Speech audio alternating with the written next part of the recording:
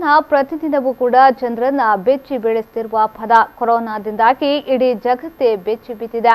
ಹಲವಾರು ರಾಷ್ಟ್ರಗಳು ಸ್ತಬ್ಧವಾಗಿದೆ. ಕರ್ನಾಟಕ ರಾಜ್ಯ ಸಂಪೂರ್ಣವಾಗಿ ಸ್ತಬ್ಧವಾಗಿದೆ.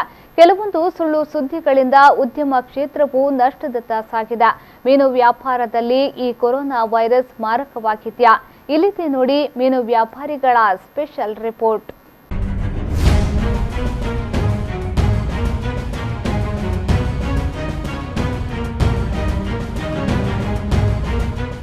ಕೊರೋನಾ ವೈರಸ್ ಇಡೀ ವಿಶ್ವವನ್ನೇ ತಲ್ಲಣಗೊಳಿಸಿ ಉದ್ಯಮ ಕ್ಷೇತ್ರಕ್ಕೆ ಹೊಡೆತ ತಂದಿದೆ.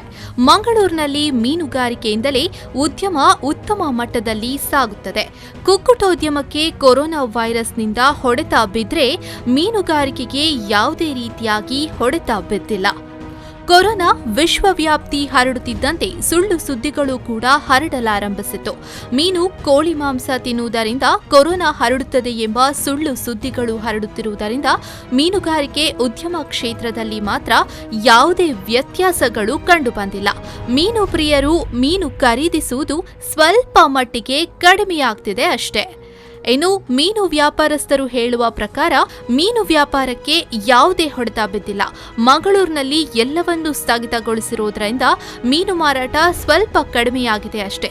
ಅದು ಬಿಟ್ರೆ ಮೀನಿನ ದರದಲ್ಲಿ ಯಾವುದೇ ವ್ಯತ್ಯಾಸಗಳಾಗಿಲ್ಲ ಎಂದು ಹೇಳಿದ್ರು. ರೇಟ್ ಜಾಸ್ತಿ ಆಗ್ತದೆ. ಇತ್ತಿನಾತೆ ಮೀನು ಕೂಡ ಮಸ್ತ್ ಬರೋ ಜನಕ್ಕೂ ಬರ್ತಿದೆ. ಜಾಸ್ತಿ ವಿಷಯ ಆಗ್ತದೆ. ಪೂರ ಮೀನ ಬರ್ಬೋದು. ರೇಟ್ ಕಮ್ಮಿ ಆಗ್ತದೆ. ಬೇರೆ ಫ್ರೆಶ್ ಮೀನು ಬರ್ಬೋದು.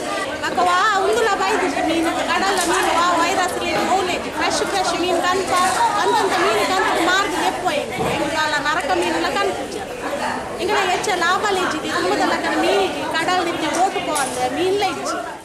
ಇನ್ನು ರಜೆಗೆ ಹೋದವರು ಮರಳಿ ಬರಬಾರದು ಮತ್ತು ಇಲ್ಲಿ ಕೆಲಸ ಮಾಡುವವರು ರಜೆಯಲ್ಲಿ ಹೋಗಬಾರದು ಎಂದು ಜಿಲ್ಲಾಡಳಿತದಿಂದ ಆದೇಶವಿದೆ. ಆ ಕಾರಣದಿಂದ ಮೀನು ಸ್ವಲ್ಪ ಕಡಿಮೆಯಾಗಿದೆ ಮತ್ತು ಮೀನಿನ ದರದಲ್ಲಿ ಸ್ವಲ್ಪ ವ್ಯತ್ಯಾಸಗಳು ಕಂಡುಬರುತ್ತಿದೆ ಎಂದು ಹರಿಶ್ಚಂದ್ರ ಮಾಹಿತಿಯನ್ನ ನೀಡಿದರು. ಆದರೆ ಇಲ್ಲಿಂದ ಬೋಟ್ನವರು ರಜೆಯಲ್ಲಿ ಹೋದವರು ಬರಬಾರದು ಹಾಗೂ ಇಲ್ಲಿಂದ ರಜೆಯಲ್ಲಿ ಹೋಗಬಾರದೆಂಬ ಆದೇಶವಿದೆ. ಅದನ್ನು ಎಲ್ಲರೂ ಪಾಲಿಸಿದರೆ ಒಳ್ಳೆಯದು.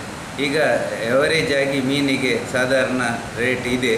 ಆದರೆ ಏನು ಮೀನುಗಾರಿಕೆ ಬಗ್ಗೆ ಏನು ಹೆಚ್ಚಿನ ಆತಂಕ ಪಡುವ ಅಗತ್ಯವಿಲ್ಲ.